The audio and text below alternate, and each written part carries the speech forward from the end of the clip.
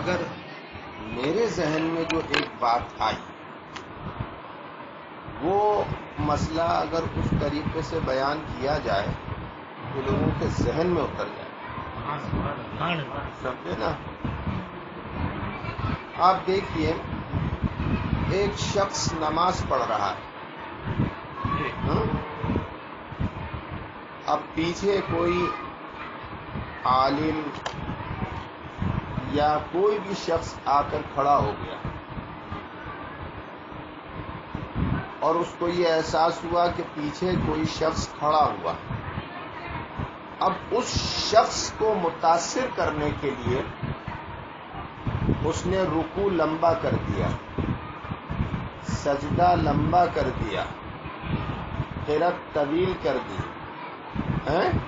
قیام طویل کر دیا، انگلیوں کو خوب اچھی طرح سے لگایا، بڑے اطمینان سے اس نے نماز ادا کی کہ پیچھے میرے فلاں پڑے ہوئے ہیں، وہ مجھے نماز پڑھتے ہوئے دیکھ رہے ہیں. اب آپ کسی بھی دارالفتہ میں جا کے پوچھئے کہ اس کی نماز ہو جائے گی؟ سب کہیں گے کہ نہ. اس نے پیچھے کھڑے ہوئے شخص کو دکھانے کے لیے نماز میں عمل کیا، لہذا اس کی نماز واجب الاعادہ. مائک پر جب نماز پڑھانے والا پڑھاتا ہے تو اس کی نیت یہ رہتی ہے کہ میری قرات سب سن لیں.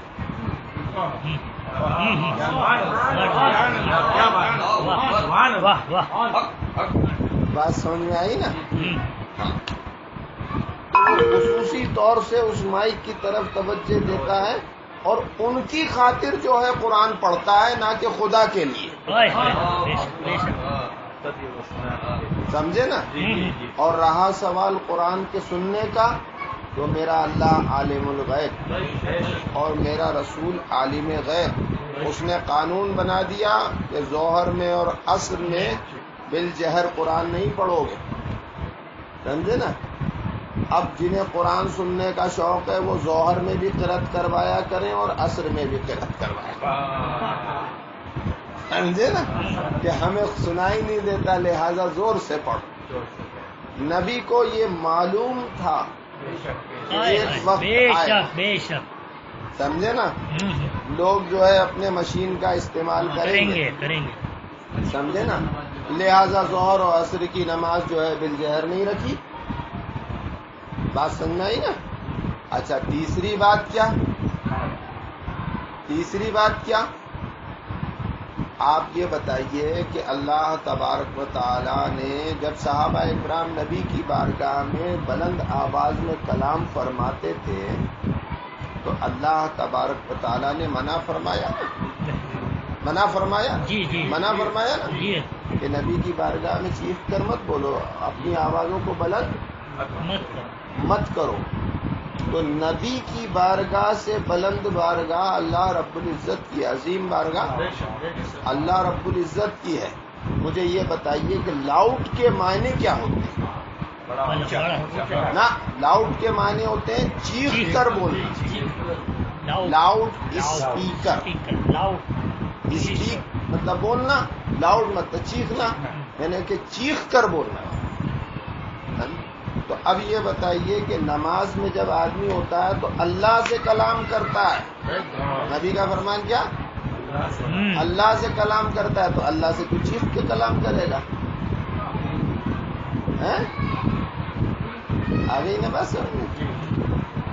یہ مسائل ایسے ہیں کہ اس طرح سے سمجھائے جائیں عوام کو، عوام کے ذہن میں آ جائیں.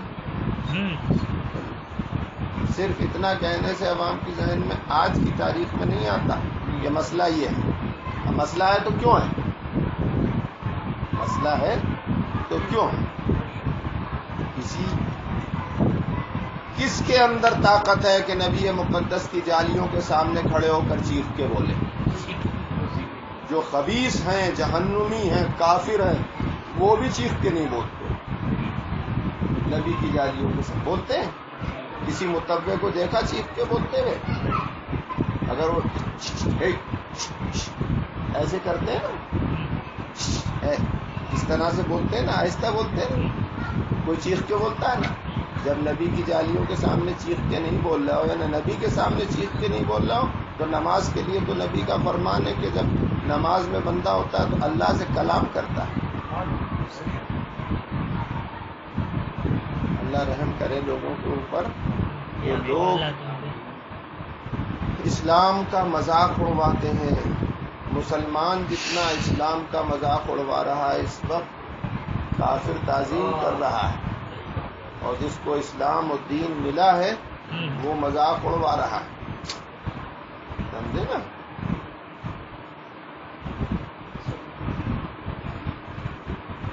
اللہ ہمیں اور آپ کو سب کو مفتی اعظم اعلی حضرت کے دامن میں رکھے۔ آمین آمین آمین آمین آمین۔